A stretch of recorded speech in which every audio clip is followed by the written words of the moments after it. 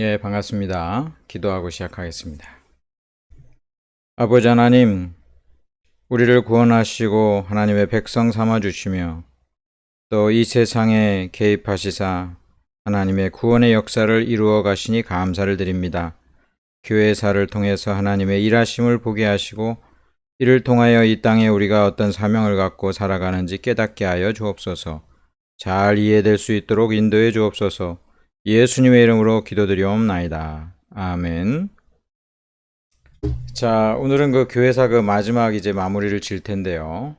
원래 이제 지난주에 했어야 되는데, 교회사 전체를 제가 좀 짧게라도 한번 이렇게 스케치하는 그런 시간을 갖겠습니다. 그래서 이 스케치한 것은 여러분들이 반복해서 보셔서 그 머릿속에 넣으시면 앞으로 신앙생활 하는데 도움이 많이 될 것 같습니다. 자, 하나님께서 인간을 구원하시기 위해서 이제 그 예수 그리스도를 보내주셨죠. 그 예수 그리스도를 통해서 교회를 세우시고 12 사도 또는 제자를 통해서 이제 복음이 증거되는 거예요. 그 가운데 이제 13번째 사도인 바울이 등장해서 이방인의 선교를 이제 하게 됩니다. 이렇게 12사도 밑에 또 속사도 제자들이 있어요. 이그나티우스라든지 폴리갑이라든지 그런 그 속사도가 있고요. 그리고 이 속사도 시대가 좀 지나가지고 이제 교부 시대 대표적인 어거스틴 교부 신학자가 이제 등장합니다. 그럼 이 중간에 어떤 일이 이제 그 발생했느냐? 자, 지금까지는 그 핍박을 받았어요. 초대교회가 핍박을 받고 특별히 로마 제국 시대 때 예수님도 로마 정부 아래서 이제 그 십자가에 달리셨는데 그 10개의 큰 그 핍박을 통해서 예수 믿는 사람들이 다 잡아 죽임을 당하고 카타콤에서 순교하고 원형 경기장에서 사자밥이 되어 가고 있었어요. 그러다가 하나님의 놀라우신 그 역사로 말미암아 어떤 일이 발생하냐면 이 313년에 자 AD 313년에 콘스탄틴이라고 하는 황제가 등극하는데 이 황제가 개종을 합니다. 기독교로. 그래서 이 콘스탄틴 황제에 의해서 기독교가 공인이 됩니다. 로마의 공식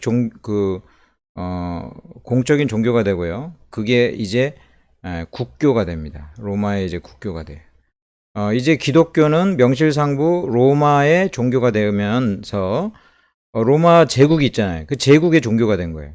그러니까 로마가 지배하는 모든 것은 다 기독교를 믿게 된 거예요. 대단한 일이 벌어진 거죠. 세상 천지 다 기독교 세상이 있을 때 이제 그 교부가 이제 등장해서 기독교를 총정리하는 그런 신학자가 이제 등장을 하게 됩니다. 이때부터 이제 중세가 시작되는 거예요. 이제 중세가 이제 이때가 이제 한 5세기 정도라고 보면은 5세기 세기 이제 중세가 이제 시작돼요. 중세 청년이 시작되는데 이때 그 교회를 가톨릭 교회라고 이제 이렇게 이야기합니다. 가톨릭이라는 말은 보편이라는 뜻이에요. 이 세상에 한 교회가 있고 존재하고 그것은 어디에나 있다. 이 가톨릭의 의미는 나쁜 말이 아니에요. 가톨릭이라는 말이. 그래서 이제 그 교회는 가톨릭 교회로 시작되는데 이때 온갖 이제 그 잘못된 사상이 많이 들어갑니다. 교황제가 만들어지고 로마가 중심이 되고 그 다음에 마리아 숭배라든지 행위구원론, 인간의 선행을 통해서 구원의 길로 더 많이 가는 그런 그 공로 사상이 이제 발전하게 되면서 오류가 생기게 되는 거죠. 이 가톨릭이 이제 계속 이제 이어지면서 중세가 이제 계속 이어지다가 한 사건이 이제 그 큰 사건이 하나 벌어지는데 그것이 바로 1054년도에 동방교회와 서방교회 교회 분열이 일어납니다. 이렇게 그 분열이 일어나 가지고 동방교회가 이제 분열이 되고 그 다음에 이제 유럽을 중심으로 하는 서방교회로 분열이 됩니다. 그리고 이 동방교회는 동방교회대로 쭉 이제 이어지고요. 이 서방교회도 계속 쭉 이어지다가 중요한 사건이 벌어지는데 16세기 1517년도에 마르틴 루터의 종교개혁이 시작됩니다. 1517년이 그 10월 31일을 종교개혁일로 우리가 기념하는데요. 지금 할로윈 아니고, 할로윈 이거 쓸데없는 거 만든 거고, 그때 비텐베르그 성 교회에 95개조 반박문을 마르틴 루터가 가톨릭을 비판하면서 붙였던 그 날을 기립니다. 1517년이 그래서 중요한 종교개혁의 시작이 됩니다. 이때 이제 종교개혁이 일어나면서 서방교회는 서방교회 계속 이어지고, 이 서방교회에서 마르틴 루터를 중심으로 해가지고 이게 이제 종교개혁이라고 그랬죠. 종교개혁을 통해서 이제 개신교가 나오게 되는 것입니다. 그럼 교회가 이제 세 교회로 분열이 된 거예요. 자, 동방교회를 정교회라고 합니다. 동방정교회. 서방교회를 로만 가톨릭이라고 이야기합니다. 천주교. 그리고 16세기 때 종교개혁을 통해서 나온 이제 새로운 물결, 신교, 이거를 개신교라고 이야기합니다. 개신교. 이게 카톨릭을 구교라고도 하고 개신교를 새롭게 나왔다 해서 신교라고도 합니다. 개신교를 다른 말로 프로테스탄트라고도 이야기하고요. 프로테스탄트. 자, 이 아까 그 정교회를 동방정교회라고도 이야기하는데 올소독스 처치. 동방정교회는 그럼 어떤 교회들이 있어요? 그리스 정교회. 자, 러시아 정교회. 꽤 많아요. 이집트의 곱틱 교회. 이런 교회들이 또 뭐 아르메니아라든지 뭐 보스니아 뭐 그쪽도 다 저기 정교회입니다. 그쪽 지역이. 근데 유럽은 로만 카톨릭이 되는 거예요.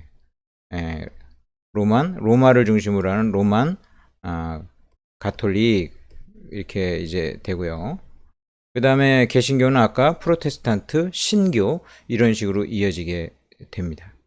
그러면 전 세계에서 그리스도교, 기독교, 예수님을 다른 말로 해가지고 한자어로 기독이라고 이야기하는 거예요. 그리스도를 갖다 한자어로 음을 따라서 만든 게 기독이라는 말이에요. 그래서 이 그리스도교가 기독교 똑같은 말이에요. 그럼 기독교에는 이제 세 종류가 있는 거죠? 첫 번째, 정교회가 있고, 두 번째, 가톨릭이 있고, 자, 세 번째, 개신교가 있다. 그러니까 전 세계 예수님을 믿는다고 하는 사람들이 세 부류로 나뉘어져. 개신교, 가톨릭, 정교회 이렇게 이게 세 부류로 나뉘어지게 된다라는 것을 여러분들이 이제 머릿속에 넣으시면 돼요. 그럼 이거를 이제 교회사적으로 이제 보면은 이때 예수님과 12제자 이때를 초대교회라고 해요. 초대교회.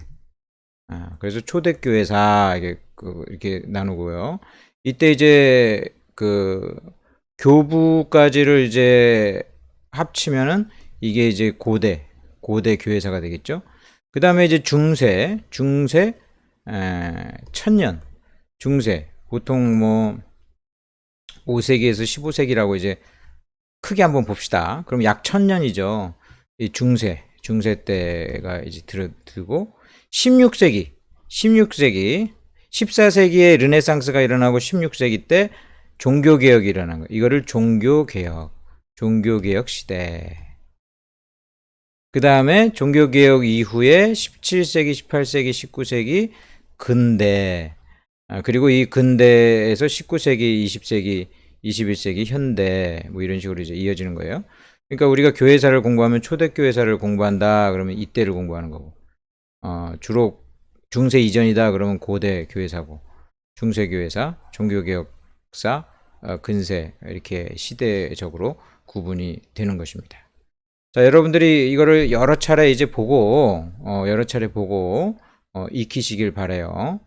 자, 그러면 여기 이제 다시 정리해 볼까요? 자, 정교회가 있고, 우리나라에 정교회 별로 없어요. 우리나라는 보통은 이제 가톨릭 아니면은 천주교 아니면 개신교죠. 가톨릭이 있고 이제 개신교가 있다. 자, 그러면 이제 우리가 이제 또 보는 거는 이제 가톨릭이야 뭐 이제 그 한 교회니까 그렇게 됐고, 바로 이제 그 개신교. 개신교를 한번 봅시다. 자, 그러면 이제 개신교는 처음 시작이 마르틴 루터, 독일 사람. 그리고 종교개혁이 누구한테 완성이 돼요? 우리 책의 이름으로 한번 해봅시다. 요한 칼빈. 요한 칼빈을 존 칼빈이라고 합시다. 예. 존 칼빈. 이 사람은 프랑스 사람인데 스위스 제네바에서 제네바 지금도 국제도시죠. 이 제네바에서 종교개혁을 해서 개신교가 이제 완성이 됐다. 그리고 이후에 개신교의 역사에 아주 또 걸출한 인물이 하나 나오는데, 존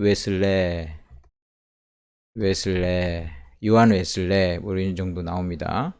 그러면 이 개신교에도 이제 그 세 큰 파가 나와요. 첫 번째, 루터에 의한 루터파. 지금도 독일은 다 루터파예요. 그 다음에 칼빈을 따르는 장로파, 장로교. 이거는 칼빈을 따른다 그래가지고 칼빈주의. 이거를 한글로 개혁파 또는 개혁주의. 여기서의 개혁은 종교개혁 때의 개혁이 아니라 칼빈을 따르는 칼빈파를 주로 개혁파라고 이야기해요. 루터파, 장로교, 칼빈파. 세 번째, 존 웨슬리를 따르는 감리교. 이게 크게 이런 식으로 이제 나뉘게 되는 거예요. 개신교는. 루터파는 오늘날도 루터교로 있어요. 루터교, 장로교, 감리교. 이게 다 개신교의 큰 그룹이죠. 그리고 나서는 이제 감리교로부터 예를 들면은 성결교도 요한웨슬레 쪽이고, 순복음, 은사를 강조하고 방언 강조하는 순복음도 이 웨슬레 계통 이쪽이다, 이렇게 이야기할 수 있겠고요. 그리고 아까 그 장로교에서 또 예를 들면 이제 청교도들이 주로 영국의 개혁파 사람들을, 영국의 그 청교도, 이런 사람들도 이쪽 부류에 속한다고 할 수 있고요. 이렇게 이야기할 수 있습니다. 그럼 개신교의 그 크게 제가 루터파, 장로파, 장로교, 감리교 이렇게 세 개로 나눴는데, 그 외에 또 없느냐? 여러 가지 이렇게 또 이제 작은 그런 게 있죠. 영국의 종교개혁은 성공회다, 성공회. 이거를 영국 국교회다. 영국 교회만 독특하게 이 성공회를 이제 그 개혁을 했는데, 이 성공회는 그야말로 가톨릭과 개신교 중간쯤 자기네들은 위치하겠다. 온전한 그래서 종교개혁이 아니어가지고 이 성공회로부터 이 영국의 그 청교도들이 나오게 된 겁니다. 철저하게 해라, 청교도들. 성공회라는 게 있네, 개신교 중에. 또는 예를 들면은 윌리엄 부스를 통해서 구세군이라는 것도 있네. 구세군도 연말에 이제 종치면서 이제 하고 이러는 구세군도 있고, 또는 이제 이거 말고도 이제 침례교라는 게 있어요.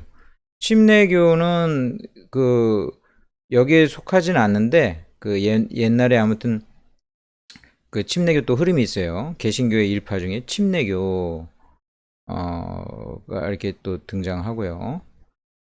그 다음에 또 뭐가 있을까? 아무튼 기타 등등 이렇게 있는 거죠. 자, 그리고 이제 또 넘어갑시다. 이제 크게 또 알았죠, 개신교에서? 이제 크게 개신교에서 이제 알았으면, 그러면 이제 다시 또 이제 더 좁혀 봅시다. 우리 교회는 장로교잖아요, 장로교. 예? 장로교. 그럼 정확히 명칭을 봅시다. 대한 예수교 장로회. 대한, 이게 한국에 있다. 한국에 있는데 예수님을 믿는다. 예수교, 이게 기독교라는 거예요. 기독교, 예수교, 예수님을 믿는 그 기독교다. 근데 우리는 교파가 장로교파다. 장로교다. 장로교니까 칼빈을 따르겠죠? 예, 칼빈을 따르는 그런 그쪽이다. 대한예수교 장로회 이런 식으로 이제 되는 겁니다. 자, 우리나라에 선교사님이 들어왔을 때 제일 많이 이제 우리나라에 이제 복음을 증거한 교파가 장로교 선교사, 그 다음에 감리교 선교사입니다. 이 장로교가 교회를 많이 세웠어요. 그래서 우리나라에서 제일 많죠, 장로교가.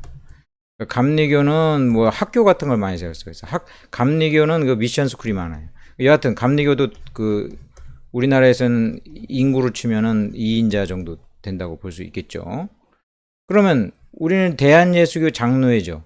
이 장로회가 이제 이제 각 교단으로 나뉘어지면서 뭐 합동, 그다음에 이제 백석, 또는 이제 통합, 고신, 뭐 기장, 또는 뭐 합신, 뭐 기타 등등등등 이렇게 나뉘어지는 겁니다.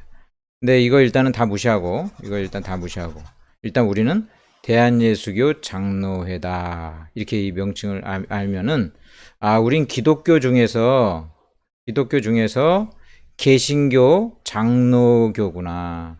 이것을 알고 우리는 칼빈의 신학사상을 따른다. 감리교는 아까 누구 따른다고요? 웨슬레. 웨슬레를 따른다. 신학이 좀 달라요. 신학이 좀 달라요. 칼빈은 이제 예정론도 강조하고, 절대적인 은총론을 강조하고, 요한 웨슬레 같은 경우는 믿음과 그 하나님을 향한 그 인간의 책임을 강조하는 그런 부분이 좀 있고요. 그런 부분에서 이제 좀 차이가 많이 납니다. 이 신학적인 얘기 너무 깊이 들어가면은 어지러우니까 그런 줄 아시고, 그렇게 이렇게 됩니다. 자, 그럼 한번 이제 대략 다시 이제 쭉 정리를 해 봅시다. 나는 누군가? 예수님을 통해서 교회가 이제 설립이 돼가지고, 이 교회가 이제 313년에 공인되고, 그 다음에 1054년도에 분열됐는데, 그때 서방교회에 우리가 붙어 있었어요. 이 서방교회가 초대교회 이렇게 잘 되다가 서방교회가 변질이 됐어, 이렇게. 교리가 변질이 되고, 타락했어. 그래가지고 바로 잡은 것이, 이게 종교개혁이다. 이게 개신교야, 개신교. 이 개신교 중에서도 우린 루터파나 감리회파가 아니고 장로교 칼빈주의다. 칼빈을 따른다. 그리고 우리는 그래서 예수님을 믿으니까 예수교, 장로회, 그리고 한국에 있다. 그래서 대한예수교 장로회, 이렇게 이제 명칭을 갖게 된 거예요. 자, 우리 여기까지 이제 이해하시면 내 위치가 어떤 위치인지 정확히 알게 될 겁니다. 전 세계 기독교, 가톨릭, 그 다음에 정교회, 개신교 중에서 우린 개신교고 장로교다. 알았죠? 예. 자, 그럼 이제 문제풀이 해가면서 같이 공부하도록 하겠습니다. 자, 개혁 기독교회의 신앙과 이제 역사 이제 보겠습니다. 개혁의 역사적 정의를 쓰시오. 이 개혁은 혁명과 다릅니다. 혁명은 뭔가 완전히 다 뒤집어 엎는 거죠. 이 개혁은 본질로 돌아가자는 것입니다. 올바른 본질로 되돌아가자. 그럼 어디가 올바른 본질이에요? 초대교회로 되돌아가자. 초대교회로 왜 되돌아가야 되냐? 중세 때 타락하면서 잘못했으니까. 중세 시대가 되면서 막 교황제, 마리아 숭배, 공로 사상, 행위구원론, 뭐 성경에도 없는 연옥 사상, 잘못된 게 막 잔뜩 들어왔어요.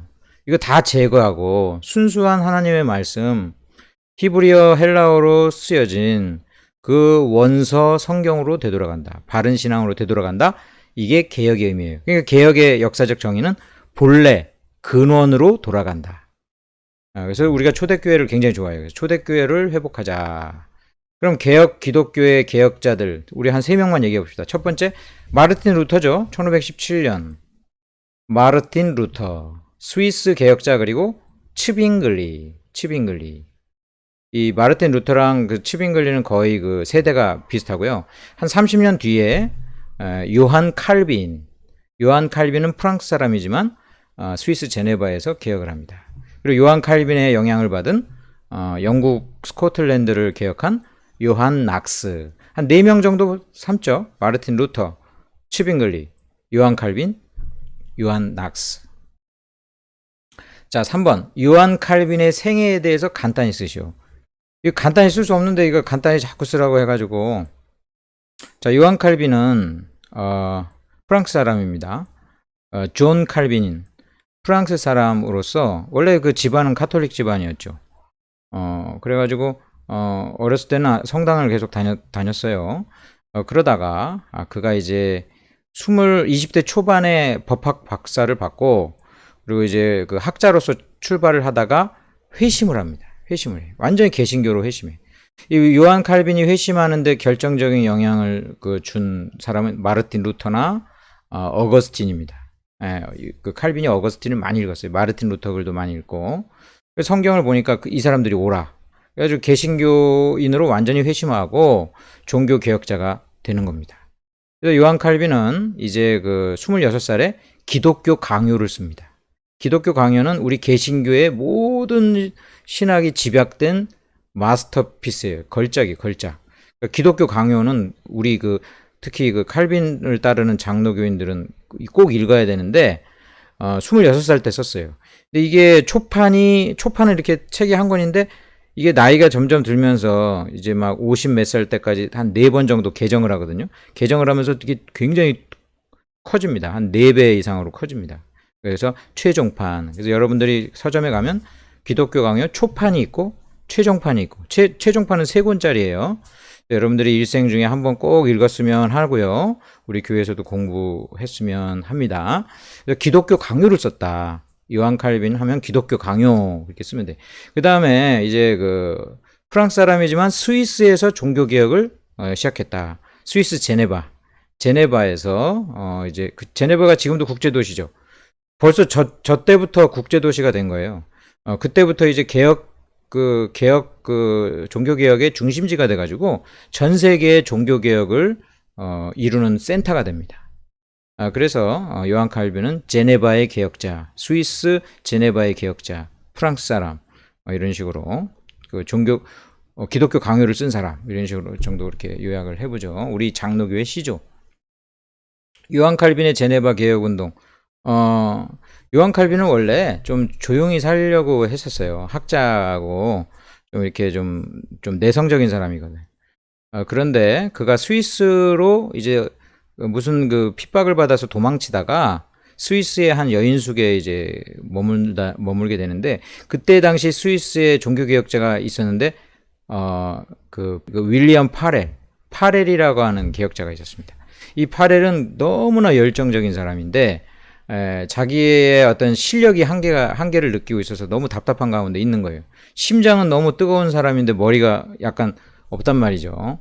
그러니까 이 파렐이 굉장히 고민하고 있었는데 그 26세 기독교 강요를 쓴 그 대학자가 우리 동네 지금 여인숙에 머물고 있다 이 얘기 듣고 가서 파렐이 요한 칼빈을 설득합니다.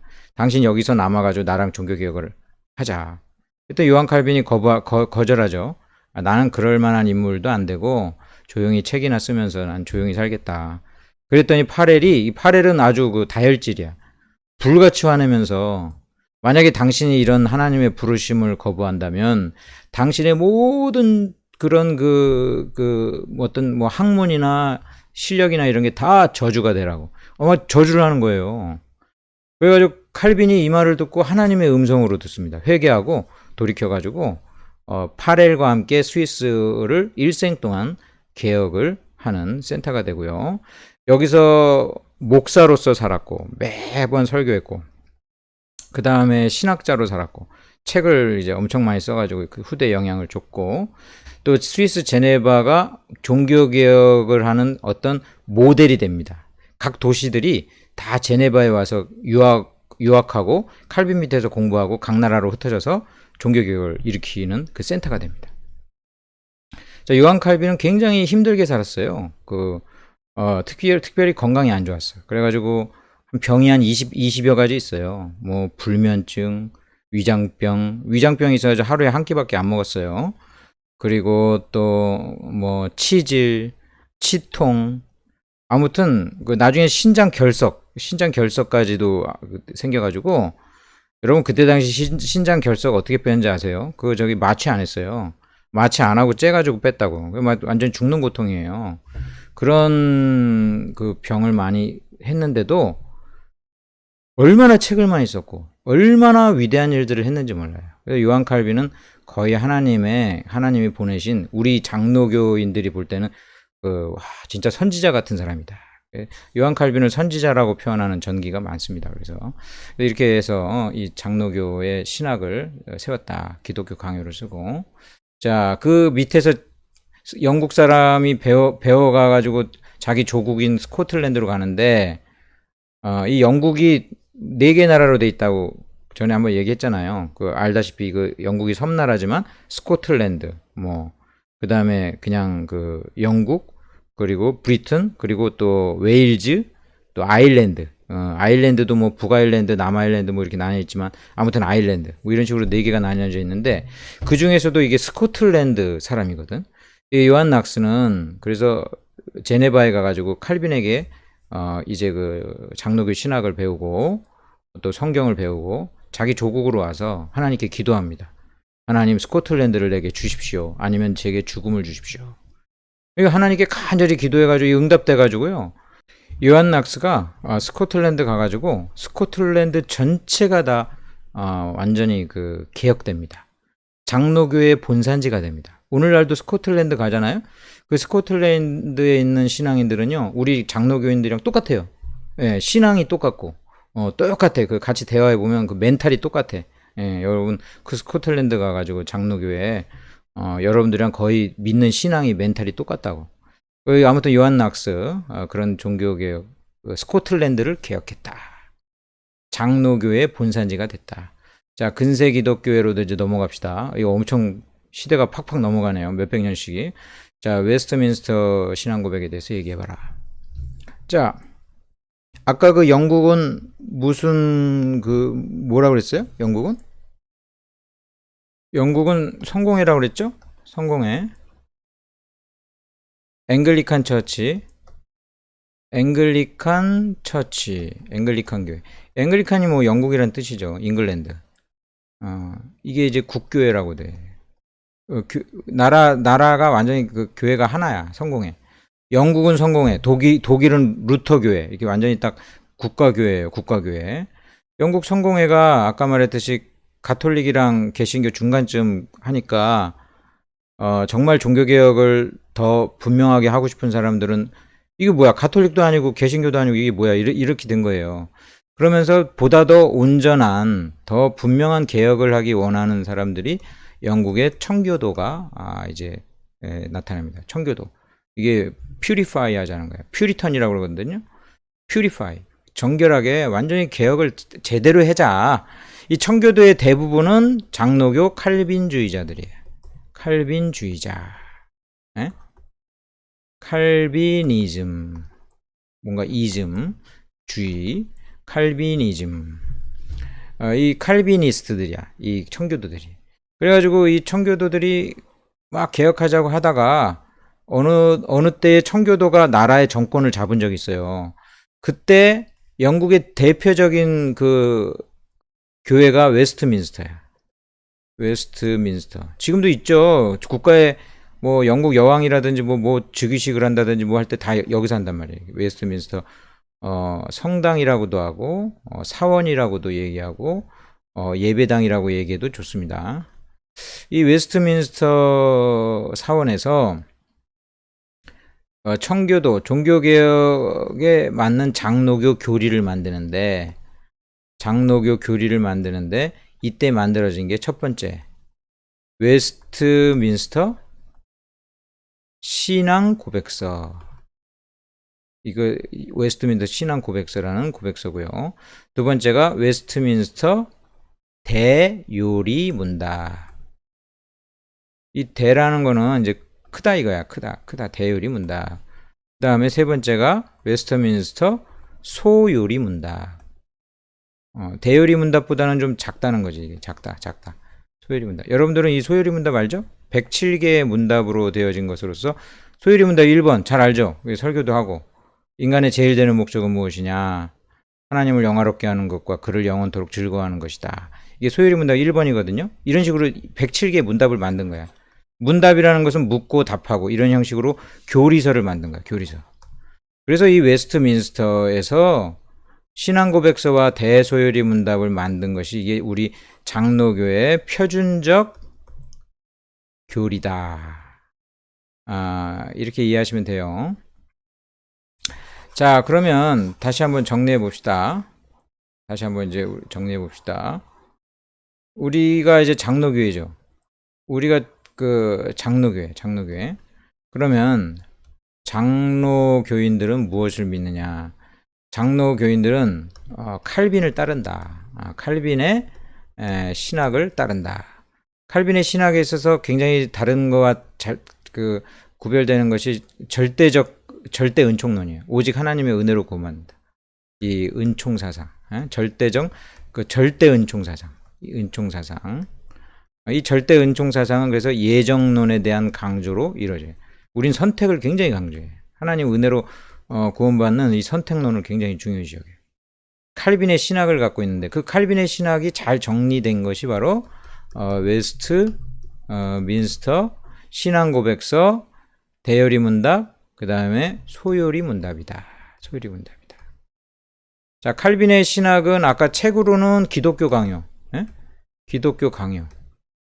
이 기독교 강요, 뭐 초판이 있고 최종판이 있고 한 권짜리가 있고 세 권짜리가 있어요. 당연히 세 권짜리가 좋은데 시간이 없으면 한 권짜리라도 읽어야죠. 초판. 자, 이 기독교 강요 앞으로 우리가 교회에서 공부해야 돼. 그래서 이게 왜 갑자기 목사님이 무슨 책을 공부하자고 그러지? 이걸 알아야 장로교인이 되는 거야. 이걸 알아야 기독교 강요를 공부해야 되고.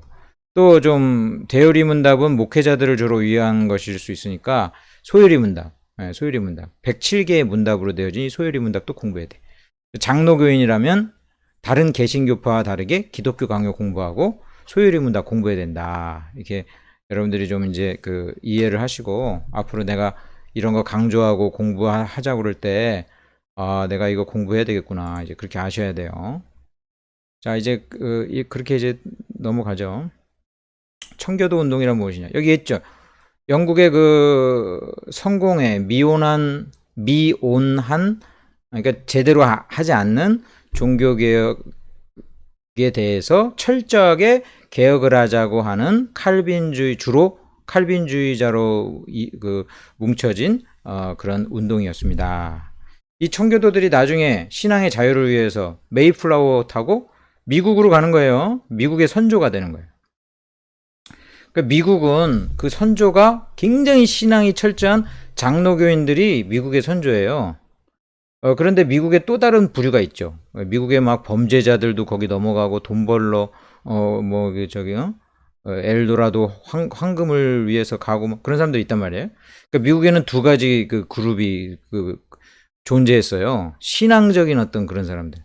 그 다음에 두 번째는 아까 말했던 아주 세속적인 사람들. 미국은 지금 그래서 지금 막 혼란해요. 거의 미국에 가면은 이제 정말 신앙 좋은 사람들도 있고 완전 세속적인 것도 미국이고 그렇게 됩니다. 3번 근세 기독교의 이성주의 발흥에 대해 간단히 설명하시오.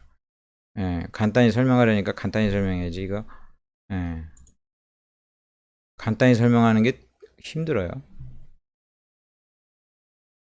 자, 근세로 이제 건너뛰었어요. 건너뛰었어. 자, 16세기에 종교개혁이 일어나고, 17세기 때 이제 정통신앙이 이제 잘 됐는데, 이제 18세기가 오니까, 이성주의가 발현을 합니다. 자, 인간의 이성주의라는 거는 이 반대되는 게 뭐냐면, 신앙을 반대로 하는 거야, 신앙. 신앙은 이거 미신이니까 인간의 머리, 이성으로 모든 것을 판단하자. 이게 신앙, 이게 반신앙적인 운동이 일어나는 거예요. 이성주의의 대표적인 게 예를 들면 계몽주의 사상. 계몽주의 사상이 예를 들면 칸트 같은 그 이래로 영향을 받은 수많은 사람들. 계몽을 뭘 계몽하자는 거냐면 이런 미신과 같은 신화적인 세계를 버리고 이제 이성으로 개화되자. 그러니까 계몽주의도 굉장히 그 중심은 반기독교적인 사상이 많이 있죠.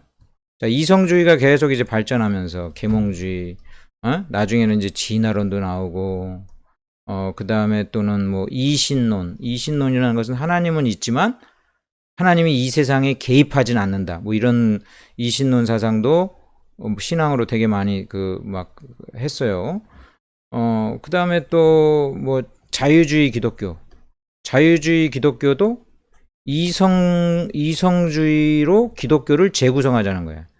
그럼 성경 있잖아요, 성경. 이게 성경 말씀이 이렇게 있으면 성경에 있는 기적 같은 거 전부 거부해. 이성에 맞지 않아.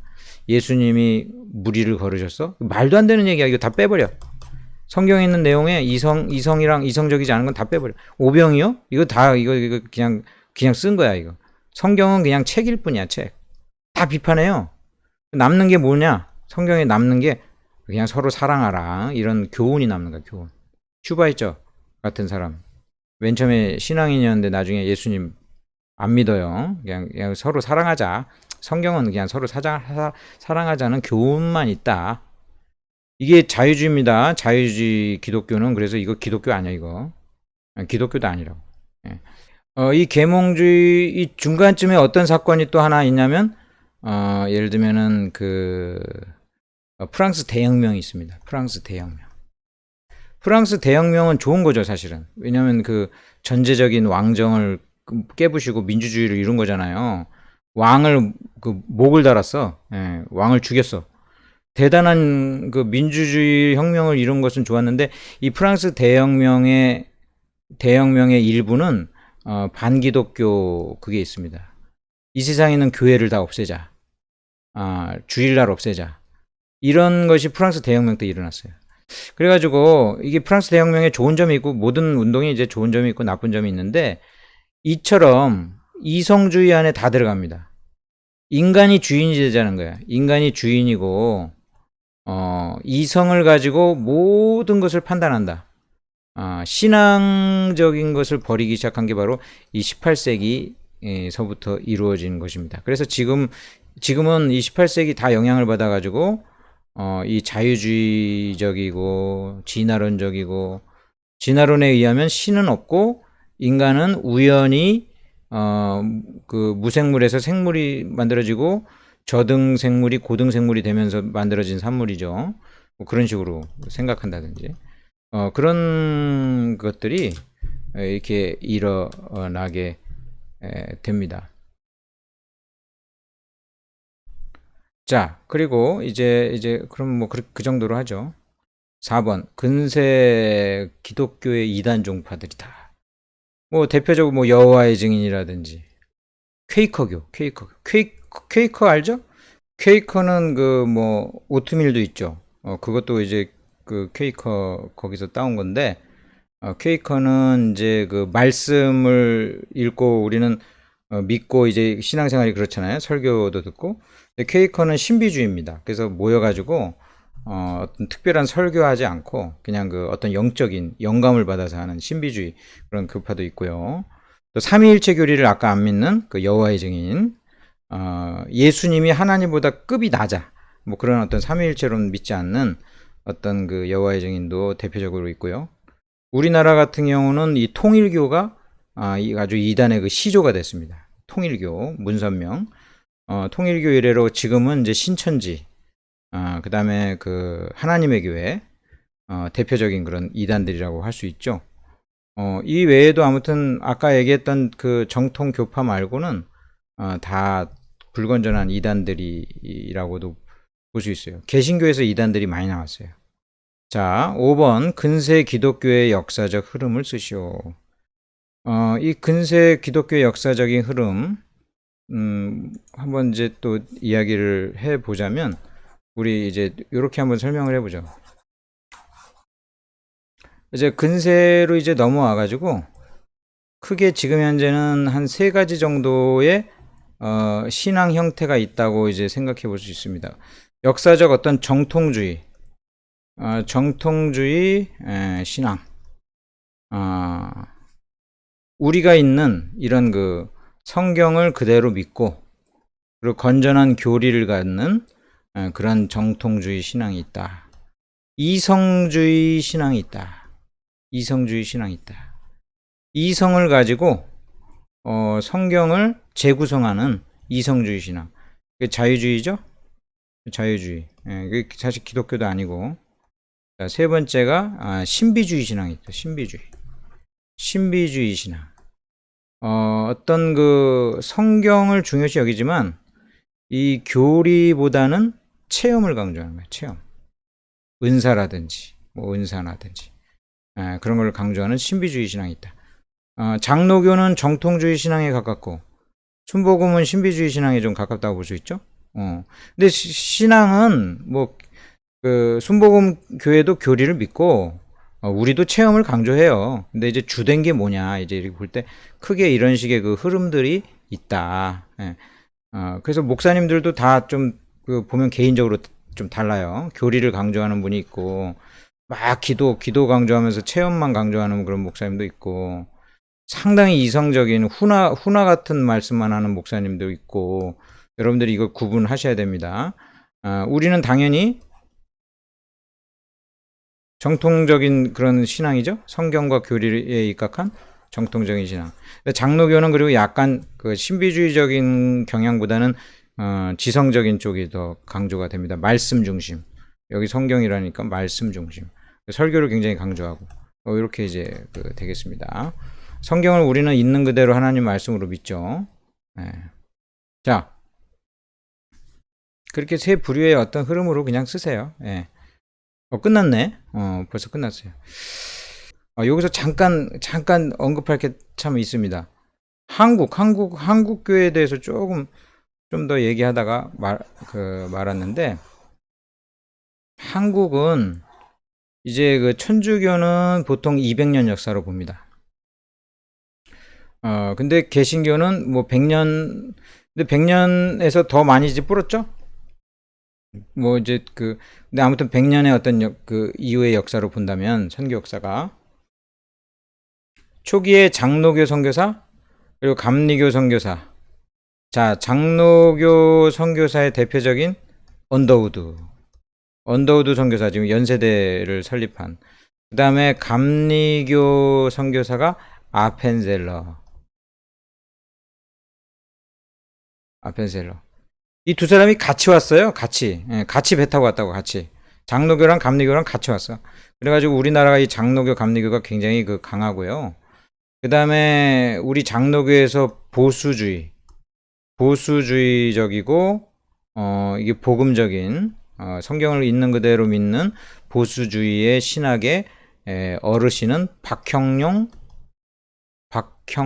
박사님. 그 다음에 교리는 박형룡 박사님, 성경신학 쪽은 박윤선 박사님. 이런 분들이 이제 보수신학의 그 대표자가 돼서 한국의 신학을 뿌리를 내립니다. 한국의 그 신학의 그 뿌리는 평양으로 갑니다. 평양신학교.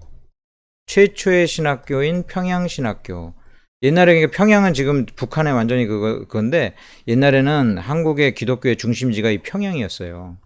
평양신학교가 이제 우리 한국 신학의 이제 뿌리가 되고 이 한국 신학 이제 6.25 이후에 남하해가지고 보수주의는 이 박형룡, 박윤선 박사님을 통해서 이어지고, 진보주의는 김재준 이런 분이 한국의 자유주의 또 신학의 아버지입니다. 이쪽은.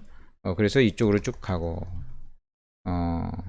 오늘날 한신 쪽, 이게 진보주의, 자유주의적인 그런 신학교가 되는 것이고, 보수주의는 주로 이제 그 보수적인 학교 위주로 이렇게 이어지게 되는데, 이 다뿌리가 평양신학교 이렇게 이어진다.